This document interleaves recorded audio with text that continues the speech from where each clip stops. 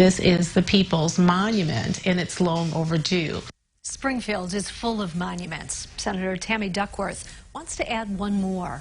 The 1908 race riots are one of the darkest spots in the city's history, but they also led to the creation of the NAACP. That group wants it to be more well known by putting up a national monument. WCIA3's Theodora Coulivaris is live in our Capitol newsroom. Theodora, this idea has been gaining traction for a while now. Jennifer, the site of the race riot has gained more notoriety. There are markers and statues all over the city, but the National Monument designation is the last step, and Senators Tammy Duckworth and Durbin continue to call on the president to make it happen. If you take a walk around Springfield, you can't go a block without seeing a monument. But U.S. senators want to add one more. There's a part of Springfield's past that isn't as well known as Abraham Lincoln, the 1908 race riots.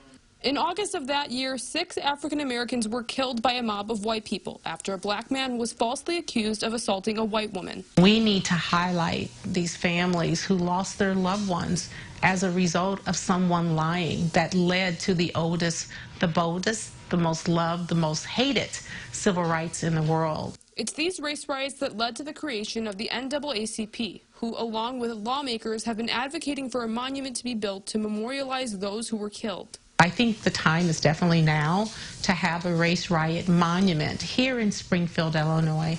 That was the catalyst for the NAACP as we know it today. And they plan to put the monument at the site where archaeologists uncovered buildings that were torched to the ground during the riot. That site, it allows us to actually have a tangible connection to that past, to that event, an event that was extremely important in the nation's history. In 2014, Floyd Mansberger and his team excavated those artifacts.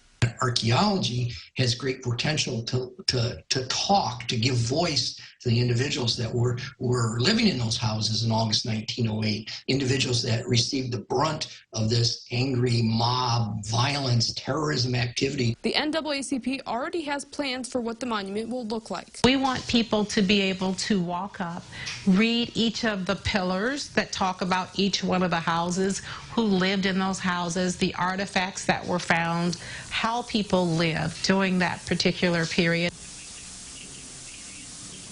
Senator Duckworth and Senator Durbin introduced a bill to make the site a national monument, but it hasn't passed. Duckworth is asking the president to use his executive powers to speed up the process. Reporting live in Springfield, I'm Theodora Coulivaris, WCIA3, your local news leader. Theodora, thank you so much. Now,